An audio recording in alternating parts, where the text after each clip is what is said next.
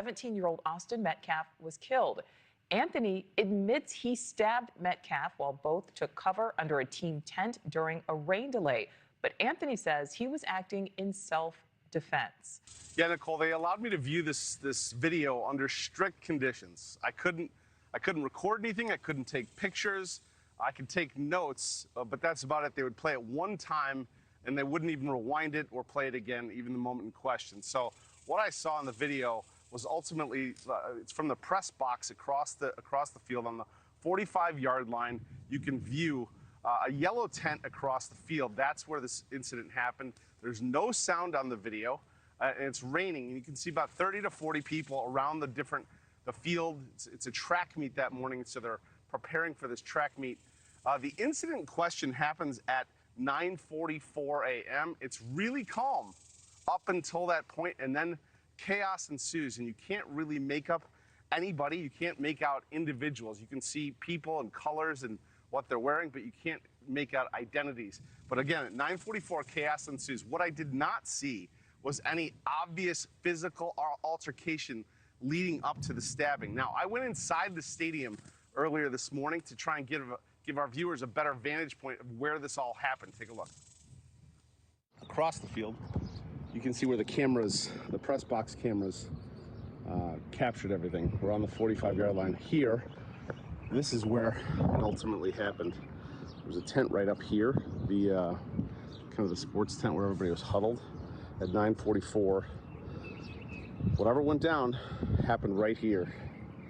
Everybody kind of took off. Now, according to police reports, Austin Metcalf and Karmelo Anthony were here at this track meet. Austin Metcalf told Anthony he needed to move out from under their team's tent when Anthony grabbed his bag, reached inside, and told Austin, quote, "Touch me and see what happens." The police report states Metcalf grabbed Anthony to tell him to move. Anthony pulled out a knife, stabbed Metcalf once in the chest, and ran. Metcalf died in his twin brother's arms, and now, as of last week, Karmelo Anthony indicted for first-degree murder. Nicole? Around 9:55 a.m., a sudden movement is observed at the tent, but the alleged act itself is not visible. There are a lot of moving but heavily pixelated figures at the top of the bleachers, just above the tent, and at the bottom of the tent. It appears to be sprinkling at the time. So WFFA did, that was a description of the footage that they seen. There was no pictures allowed of the video itself. Nothing was allowed, but they did show it to reporters.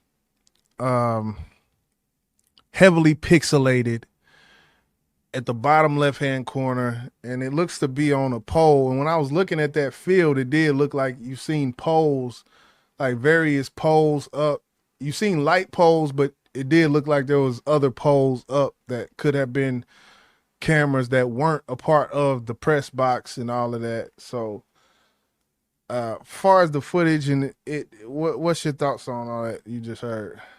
Now just listening to it again, when they talking about, you really can't see what happens.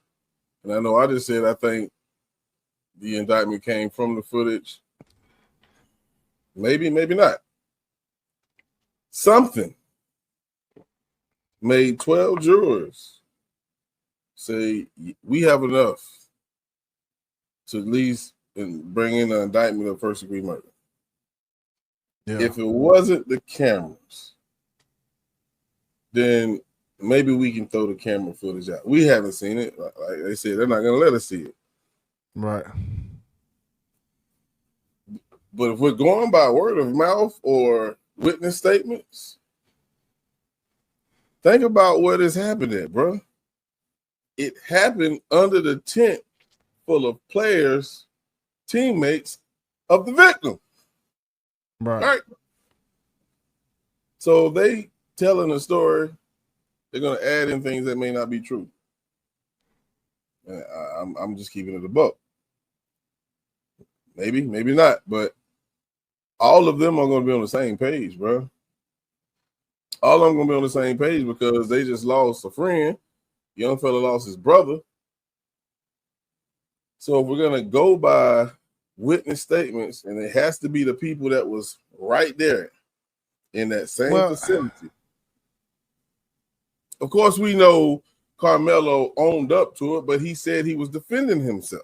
When it comes to a track meet, who's going to be there?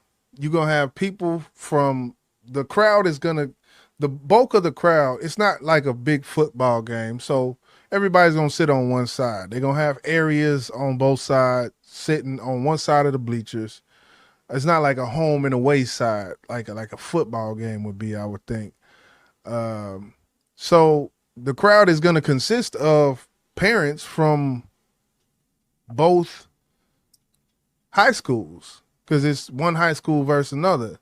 So in that aspect, yes, the tent itself is going to be there supporting this group of people or this from this high school, but there was a rival tent as well.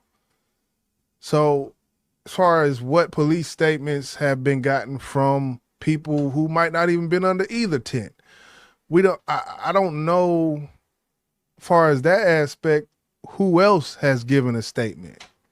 Who else was there? Who else? It might just been someone new to town who was just there because their kid was on one side, so there's no really bias there. It's just, someone else who has a statement, and you got to look through all of those statements, and I think that's where the indictment came from all the information that from the police officers who arrived, explaining how the layout, the logistics, then all of the parents, like everybody has to be talked to, regardless of why are you there?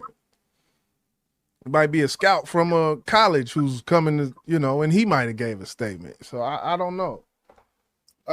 I get it. I get it. They asking everybody who potentially witnessed something. Right. Let's go back to the situation. They're watching the track, what's going on the track. The parents are, at least for the moment that they start talking to each other, the eyes of everyone under that tent left the track and went to them because they hear a confrontation. Everybody don't hear this confrontation. Everybody else's eyes is still watching track. Now, I know what you're going to say. You don't know that. Yeah. If anybody is behind these guys, this tent, and you got people that's under this tent running from the rain, the people that's behind them, because they were in front, they can't see shit that's going on because of the people that's under the tent. I'm speaking of the people that were sitting above them, higher up. They're looking now, they can't see what the fuck is going on because of so many people being under the tent. Now, this is an assumption. The people to the right, the people to the left. From what I saw, this was not no jam-packed event. You feel me? And shit happens so quick that the only witnesses that I'm going to listen to as a detective, not saying I'm going to avoid, say, yeah, you was too far away. I don't want to hear shit you guys say. I ain't going to say that. That'd be fucked up of me. But who statement's going to be more credible? The one who was sitting right up under that goddamn tent, man. I would, I know how crowds react to back and forths. And I would say that's probably more than likely probably not it. But maybe because it was so much of the same story from everybody who was there, the indictment just had to come down. I mean, we seen like in situations where there's an eyewitness and this indictment comes from the state moves forward based off one person and you got a bunch of people. So I mean, well, not a bunch, but you got a crowd. It's not just one eyewitness. There's a lot of eyewitnesses. So I think the indictment had to come. It was destined to come down. As far as why it took this long, I don't think it should have took this long. I think they could have came to a decision before now it looks from the optics, it does look like the camera did, as you said, have something to do with it. But who's to say? It's gonna be interesting. How many people that were sitting afar, maybe, a couple of, 10, 20, 30 feet away, who didn't see it, bro? And they said they see it, and they just going by what the brother said, and they went up there and said what they said. You feel what I'm saying? And see, that's the thing. That's the police. The police have a job to do. The detectives, investigators, all of them have a job to do. They got to look these people in their eye and see what makes sense. What makes sense? I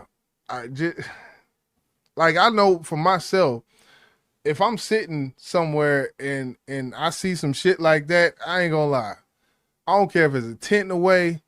If I see, maybe it's just the attraction to fuckery that I have with shit like that. I'm gonna be like, hold on, you see that? Oh shit, hold on. The